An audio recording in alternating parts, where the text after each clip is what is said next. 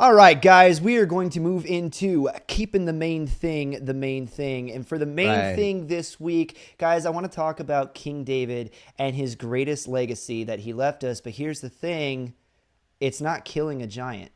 So I want to go ahead and launch into it. Guys, David was a man after God's own heart. This is what we are told about him. Yes, he was the giant slayer. Yes, he was a warrior, right? Because it's said of him that Saul had killed his thousands, but David his 10,000s. He was... That's what the girls say.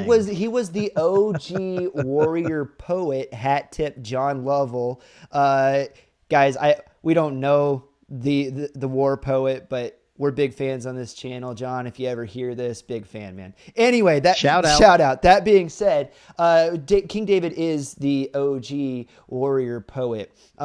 He's the second king of a united Israel before Israel is divided.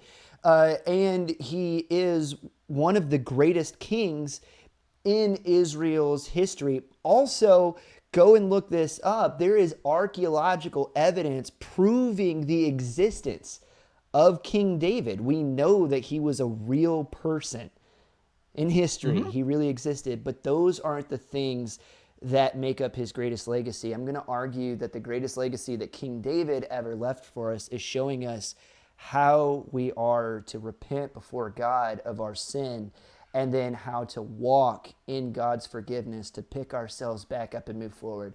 Because guys, King David had it all. Like when I say 0 to 0, I mean King David had it all, and then became a adultering, raping, best friend murderer to cover up his sin. Not raping.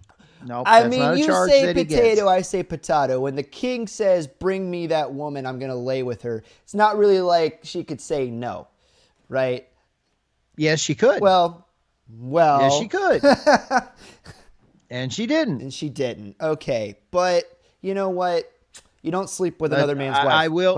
you just don't. So, I mean, let's call him everything he is, but let's be careful not to call him what he isn't. And on that, or to call him would what he you isn't. please catch us up, take us from David seeing Bathsheba, right, guys? This is going to be found in 2 Samuel 11 and 12 are the two chapters that the bulk of this story is going to come out of. If you want to go read it for yourself, would you please give us a down and dirty, like 3 to 4 minute David seeing Bathsheba through the end of the saga with Uriah about why David requires repentance before God?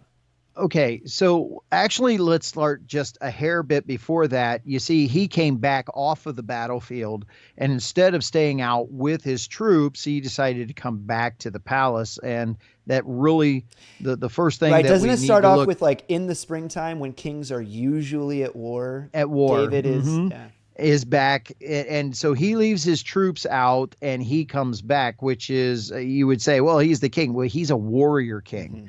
And so being with his troops is where he is supposed to be. That is his talent. That is what he does. And so let's start the story with this very, very typical thing. And that is, a lot of times our problems start because we are where we're not supposed to be. Ouch. Whoa now. Okay. So when you're in a place, there's a difference between finding yourself there and a place of putting yourself there. Okay. He put himself in a place where he shouldn't have been. And so there he was, and he's up on a rooftop, and in the later part of the day, and he looks down, and there's a woman in her courtyard, which back then is where they would put the exterior bath, and she is bathing in the privacy of her home, but he is up high and can look down on her. And that's why vantage point is so important, guys.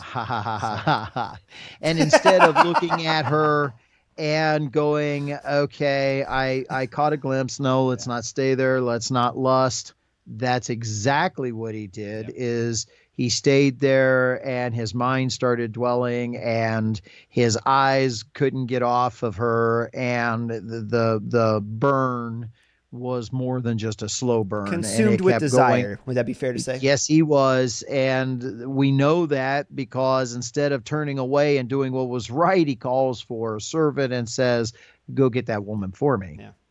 And Tis good so to he be king. brings, yeah. And so he brings the woman in, and you could call it seducing her or whatever, but he sleeps with Right. her, and in the process of talking with her A and child having a this child is made, relation, right? well, hold Oh, on, sorry. and a relationship. She tells him who she is and who she's married Yeah. to, and oh my goodness, she's married to the guy that has been protecting my life and fighting with for me and with me, having my back, so to ensure that I would become king. Yeah. And that's Now, if this David guy. really knew his troops, how did he not know? Well, especially since there was only 30 of these That's what I'm men, saying. and they're called David's mighty warriors. There's 30 of them listed in the Bible, and yes, Uriah is one of them. And this guy has worked hard to ensure that David would become king. He's put his life on the line in order for David to become king. Right. And so David steals his wife and sleeps with her. So he calls the guy forward. He's like, come in, come in, come in. So Well, it's he's at like that a point. It's at captain. that point that, just to interject, I'm sorry, is that Bathsheba is the name of the woman. She comes back and lets Yep. the king know that she's pregnant, which trips Um, the rest of this, because that's why he has to call for Uriah, because he's got to cover it up. He wants Uriah to go and have yeah, relations with yeah, with his wife so that it covers yeah. up, and then David's Yeah. free and clear. It's mainly because he has relations with her. I don't know that she knows that she's pregnant yet when he calls her in, but he's had relations with her and he knows what the possibilities are, Right. whether she is or she isn't. And so he's covering his Right. tracks. Yeah. And so he's like, call for, he's a captain of many, call for him to come in.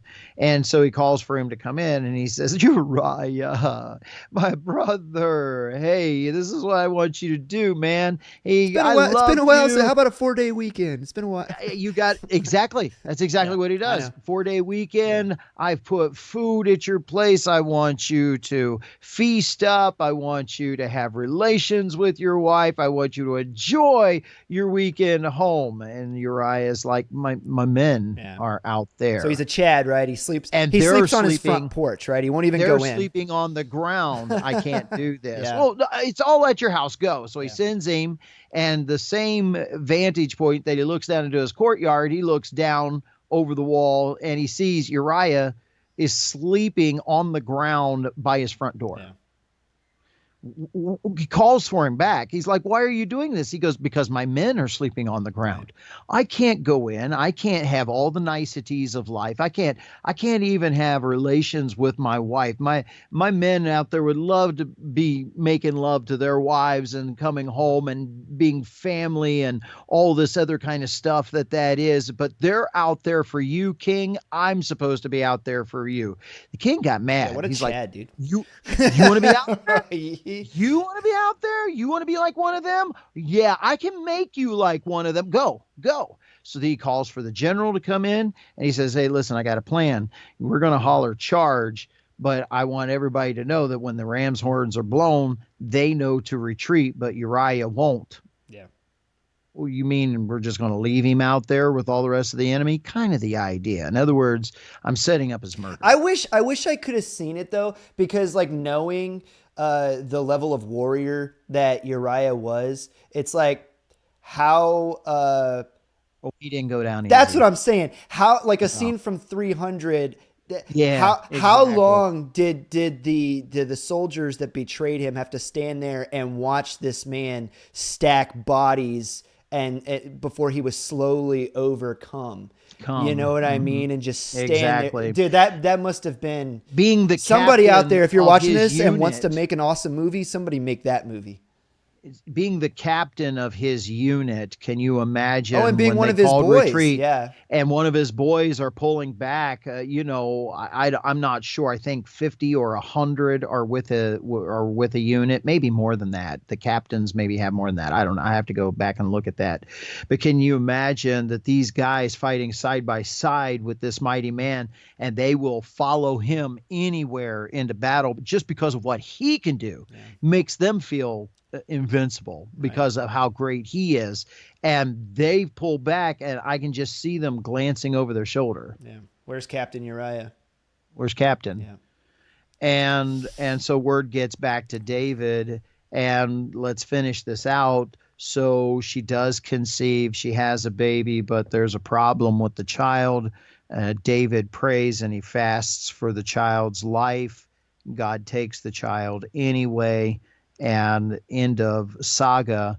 And during these very dark days that David is in the palace, he realizes that, well, I'm not so sure how much he realizes. They try to keep it down, and then one day there's this man who lives out Well, on the let's hillside by himself. let's hold up there and let's turn this Okay. one into a two-parter because this Okay. this one got really juicy. So that's where David's at, guys. No, because I have the point that I want to make, but we're going to spend just as much time explaining why this is David's greatest legacy next week that I'm going to leave you guys there this week. Hero Okay. to zero. He stole another man's wife. He stole another man's Had wife and then him had that man killed. betrayed on the battlefield The to man who cover it had up his back for for years. you can't get any lower than that. He's a dog. So absolutely. At this point, And he's a so, dog. but I promise you, redemption's on the way. I hope you guys liked this video. If you did, make sure you give it a thumbs up, follow, sub up, guys. The algorithms, they don't like us. We talk a little bit too much about Jesus. So the only way that we're going to grow is with his help and with your help. So please share the Yeah. video with a friend. Yeah. And I hope you can see you guys back here next week on the Common Freaking Sense podcast. See you Have a then. good one.